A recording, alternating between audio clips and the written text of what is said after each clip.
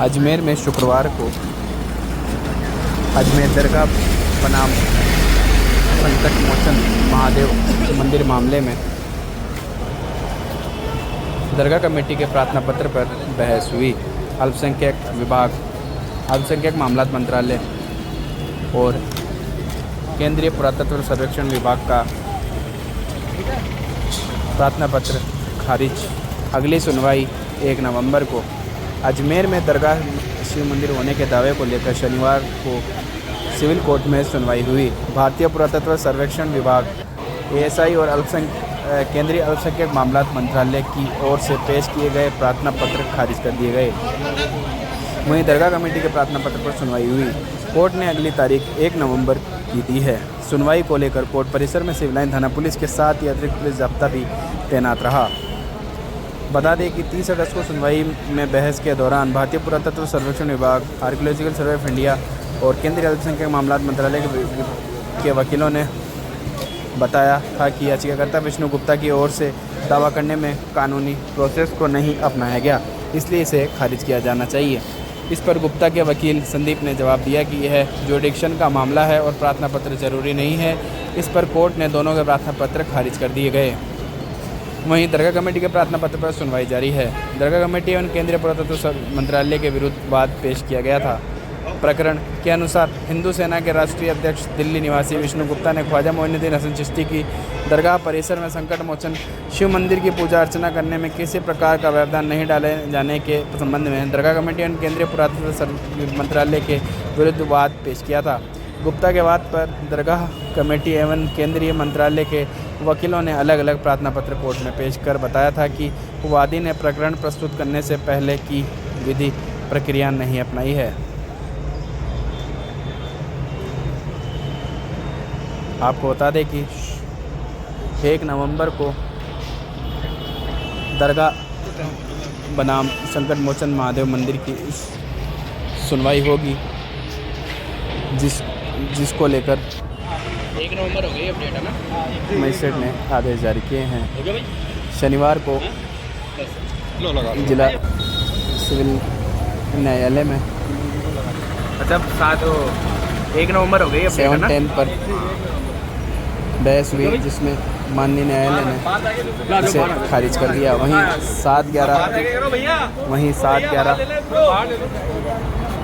फैसला हुआ की याचिका को न्यायालय ने 1 नवंबर 7-10 के बारे में आपको बताऊं। की है। 7-10 पे ऑर्डर आ गया है। 7-10 अल्पसंख्यक मंत्रालय और एएसआई की ओर से जो आपत्तियां थी, उन आपत्तियों को माननीय अदालत ने खारिज कर दिया है। रूल 7-11 पर आज सुनवाई हुई, लंबी सुनवाई हुई। बाकी सुनवाई 1/11/2025 को होगी। और मैं मानता हूं जैसे 7-10 खारिज हुई है, वैसे ही दरगाह कमेटी की ओर से जो 7/11 में आपत्ति लगाई गई, वो सारी आपत्ति खारिज होंगी, क्योंकि हमारे वकील साहब ने पूरी तैयारी की है। जो उन्होंने आपत्ति दी उसका जवाब पूरा तैयार है। अगली तारीख पे बहस होगी और बहस के बाद जो रिजल्ट आएगा, ऑर्डर आएगा, वो आपके सामने होगा कि ये हिंदुओं की बहुत बड़ी जीत होगी कि वहाँ संकट मोचन महादेव मंदिर ही था और आगे भी वही साबित होगा। और उसके माध्यम से सर्वे का जो रास्ता है, जब 7/11 खारिज हो जाएगी, केस आगे बढ़ेगा, तो सर्वे का रास्ता 7/11 में दरगाह कमेटी ने क्या दलील रखी है? 7/11 में वो यही बोल रहे हैं कि सूट जो फाइल किया है वो हिंदू सेना अध्यक्ष विष्णु गुप्ता ने फाइल किया है। हिंदू सेना की पहचान क्या है? भाई, सूट जो हिंदू सेना ने फाइल नहीं किया है, सूट इंडिविजुअल विष्णु गुप्ता ने फाइल किया है। हम उसमें एफिडेविट दे रहे हैं, विष्णु गुप्ता के माध्यम से एफिडेविट दे रहे हैं। हिंदू सेना का एफिडेविट वहाँ नहीं है। वो उसमें ऐसी आपत्ति उठा रहे हैं जो कि कहीं आपत्ति उठाने वाली बात ही नहीं है। वो हिंदू सेना पे आइडेंटिटी उठा रहे हैं। भाई, हिंदू सेना नहीं, वहाँ विष्णु गुप्ता ने फाइल किया इंडिविजुअल एफिडेविट। आप चेक करोगे, उसमें विष्णु गुप्ता के नाम का एफिडेविट है। और जो आपत्ति उन्होंने उठाई है, वो सारी आपत्ति एकदम खारिज होने वाली है और हमें न्याय मिलेगा। जैसे 7-10 खारिज हुई, वैसे ही 7/11 की खारिज होगी। क्या तारीख मिली? नहीं, अब नई तारीख 1/11/2025। ठीक है।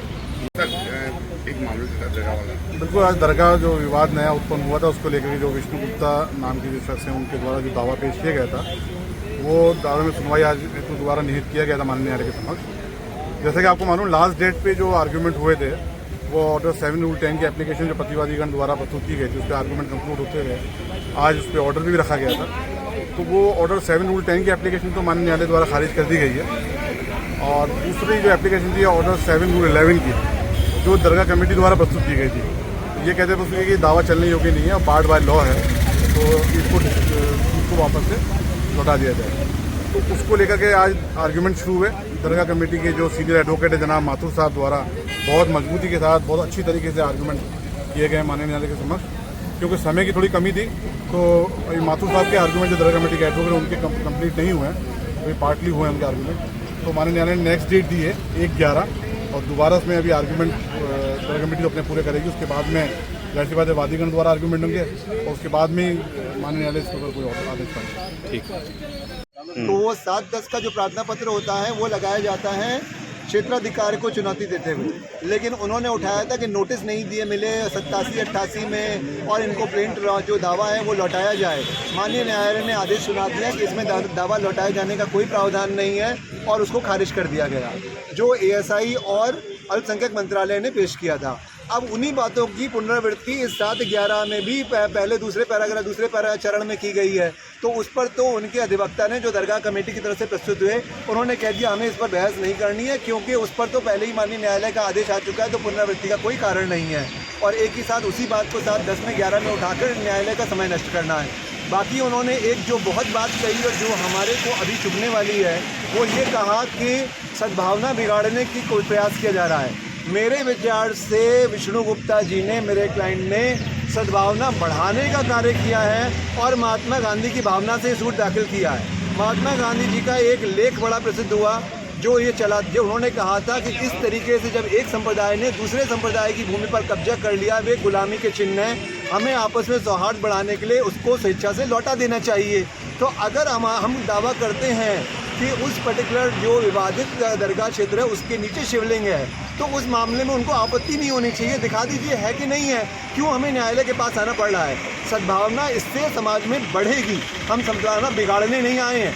न्यायालय की शरण में आदमी जाता ही सद्भावना पूर्वक किसी मुद्दे को सॉल्व करने के लिए, ना कि सड़क पर दंगा प्रदर्शन करके। हमारा ऐसा कोई भी ध्येय नहीं है। और रही 7/11 की बातें, 7/11 में उन्होंने अलग अलग ढेर सारे बिंदु उठाए हैं, जबकि एक ही बिंदु की कि इसकी हमें एरिया नहीं पता, इसकी बाउंड्री नहीं पता, बार बार पुनरावृत्ति की है। इसका न्यायालय का इसका जो उत्तर हम अभी नहीं दे सकते, वो हम न्यायालय के समक्ष पेश करेंगे, क्योंकि अभी हमारे का अवसर नहीं आया है, अभी उनकी सुनवाई पूरी नहीं हुई। आपका नाम? मैं संदीप कुमार, राजस्थान हाई कोर्ट से। जी वैसा आज दरगाह बनाम संकट मोचन महादेव मंदिर वाला मामला था, क्या रहा उसमें?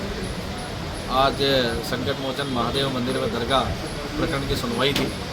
उपरोक्त सुनवाई में पूर्व में जो प्रतिवादी संख्या 2 व 3 जो अल्पसंख्यक विभाग व पुरातत्व विभाग है, उनकी बहस जो कंप्लीट हुई थी, उस पर आज आदेश हुआ।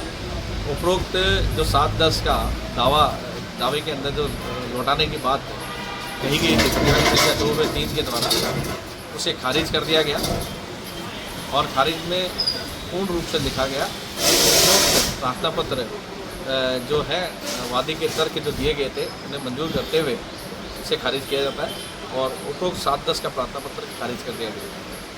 7/11 में क्या था? आज 7/11 के उसके बाद 3:30 बजे का टाइम दिया, जिसमें 7/11 के ऊपर बहस होनी थी। आज 7/11 प्रतिवादी संख्या 1 दरगाह कमेटी द्वारा लगाई गई थी, जिसे कोर्ट ने सुना। कोर्ट का समय तंग होने की वजह से आज प्रतिवादी की आधी बहस के ऊपर उपरोक्त बहस को रोक कर आगामी दिनांक 1/11 दे दी गई। आपका नाम? योगेंद्र ओझा।